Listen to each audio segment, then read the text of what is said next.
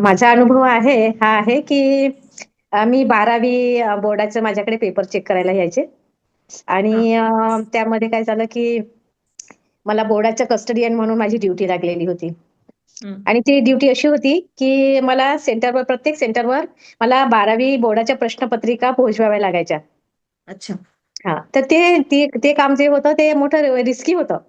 कारण की कुठे म्हणजे लीक झालं प्रश्नपत्रिका म्हणा किंवा मला कोणी पण म्हणजे रस्त्यावाटे पण म्हणजे मला हे करू शकत होते, अडवू शकत होते. कारण प्रश्नपत्रिका बोर्डाच्या राहायच्या ना माझ्याकडे. हं, हं. तर ही ड्युटी रिस्की होती. पण ही ड्युटी लावण्यात आलेली होती एका व्यक्तीने, माझ्या शाळेतल्या एका शिक्षकाने. आणि ते अच्छा. जाणूनच लावण्यात आलेलं होतं. हां. हं, तर हं. मला त्रास झाला कारण त्या व्यक्तीला माहिती होतं, की मला गाडी नव्हती येत. आणि अच्छा. माझं शाळेच्या म्हणजे शाळेपासून माझं घर जवळच होतं. त्याच्यामुळे मला काही त्रास नव्हता. गाडी मला आली नाही तरी पण मला काही प्रॉब्लेम नव्हता. पण आता हे प्रत्येक सेंटरवर प्रश्नपत्रिका पोहोचवायचं म्हटलं तर थोडंसं म्हणजे हेच होतं ना. आणि उत्तर हं. नागपूरचे जेवढेही सेंटर होते, तर तशी ड्युटी माझी लावली आणि ते म्हणजे कसं, की एचएमच्या म्हणजे परमिशननी नाही लावलं त्यांनी. तर त्यांच्या बोर्डामध्ये बरेचसे लोकं म्हणजे ओळखीचे होते. तर त्या ह्याच्याने माहीत नाही कोणत्या उद्देशाने त्यांनी लावली माझी ड्युटी. तर मी मग चौकशी केली बोर्डाला. तर त्या लोकांनी म्हटलं, की "मॅडम," म्हणे, "तुमचं एन.ए. गौतम म्हणून फक्त नाव होतं," म्हणे. "मिसेस, मिस्टर असं काहीच नव्हतं," म्हणे. "जर असं काही असतं, तर आम्ही तुमची लेडीजची जनरली आम्ही लावत नाही," म्हणे ड्युटी.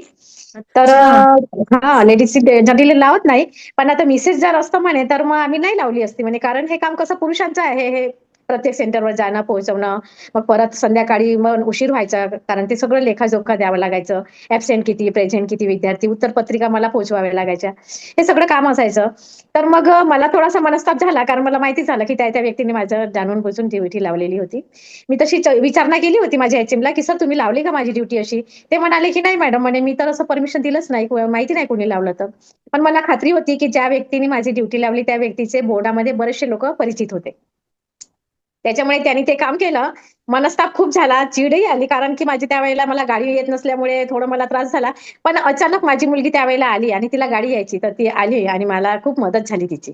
आणि मग मला काय झालं, की हे नवीन काम असल्यामुळे मला शिकायला पण मिळालं. तर आज त्यांना मी असं म्हणजे आज थँक यू धन्यवाद म्हणते. भाव येतोय. हां, हां, हां, एक्झॅक्टली. की हां. आपण शिकलो. आपण म्हणजे शिकलो. हां, हां. आपल्यामध्ये ते एक काय म्हणतो धैर्य म्हणा किंवा एक हे आलं करण्याचे धाडस आलं. आता कृतज्ञता भाव आला, की है ना? थँक्स मला हां. म्हणजे नवीन काही शिकायला मिळालं आणि ते येस, एक येस, माझ्या येस. जीवनातलं म्हणजे खूप असा प्रसंग होता. कठीण प्रसंगातून मला म्हणजे एक चांगलं मला नवीन काही शिकायला मिळालं. तो कृतज्ञता भाव आता आता मला असं वाटायला लागतं, की नाही काय क्या बात है! खूप क्या छान बात है! म्हणजे हे झालेलं होतं म्हणून.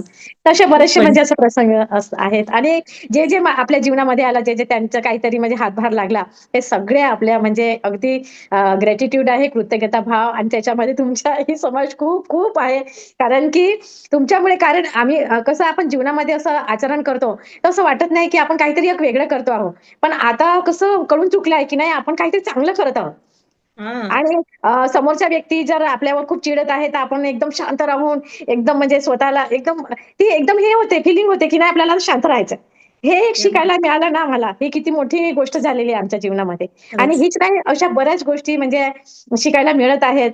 आणि त्याच्यामुळे खूप खूप तुमचं खूप खूपच धन्यवाद. खूपच धन्यवाद. खूप खूप. तुम्ही मला हो. हा म्हणजे नाही, मोका नाही. दिला त्याच्याबद्दल खूप खूप धन्यवाद आणि थँक यू. हो. Thank you very much. हां, हां. Thank you.